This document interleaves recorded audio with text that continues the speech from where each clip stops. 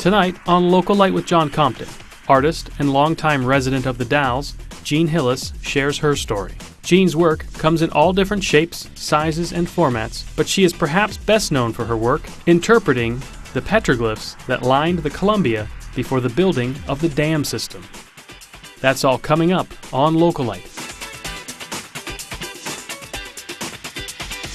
So Jeanne, it's a pleasure having you on. Thank you for taking the time to sit in and visit with me. Well, I think it's great for me too. I like to get out and talk. Well, good. Well, I want to hear all about it. And I want to start with, where are you from? Where did you come from out here to the gorge? Well, my husband and I didn't grow up there, but he did, in a little town in Montana. And when we wanted to locate after the war, his brother had an outlet in Klamath Falls. His middle brother had an outlet in Bend.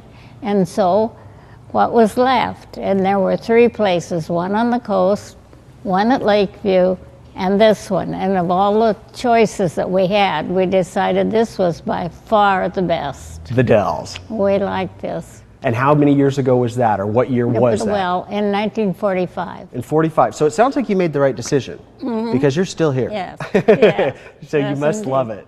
Yeah, we do. It had everything we needed, good flying weather.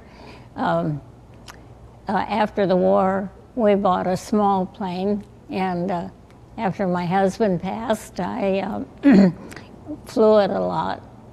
You had your license? Of course. Really? I didn't know that. Well, if you look at my car, it has my airplane ident on it. Does it really? Mm-hmm. So how long have you been, or how long had you been a pilot? About 35 years. Oh, so brand new at it. Wow. So did you do a lot of cross-country trips and stuff? We went to Mexico 27 times, Canada, Alaska, all over the western United States, no place in the east. Wow. What kind of plane? Cessna. A Cessna? 182. 182, so a little four-place. Mm-hmm. Very nice. Oh yeah, we took friends. Yeah. One of the amusing things, one time one of our friends, the man almost rode in the front of the car, and so he started to get in the front of the car. So when my husband demoted him to the back seat, then my husband took out a map, spread it across the front of the airplane, just giving me room to see out. And so I flew the plane while my husband looked at my map, and that was really fun. That's great. Yeah. So Dellsport, that was part of the reason why you moved here then. The flying was great. Well, Dellsport has a good airport. It was built just before the end of World War II because they were anticipating using it as a military airport. That's why we have such a good one over there. That's why. Okay. All right. And they've done a lot of development to it over the years, and new lighting system. And they're planning on doing more. Do you stay involved with that still to this day? Slightly, a little bit. Yeah. Well, great. Well, tell me then about how you got into art and how that fit. I don't get into art. You grow up with it. You grow up with it. Yeah. So tell me about that. Well, it was very easy. Both my father and mother liked to draw and considered themselves very artistic.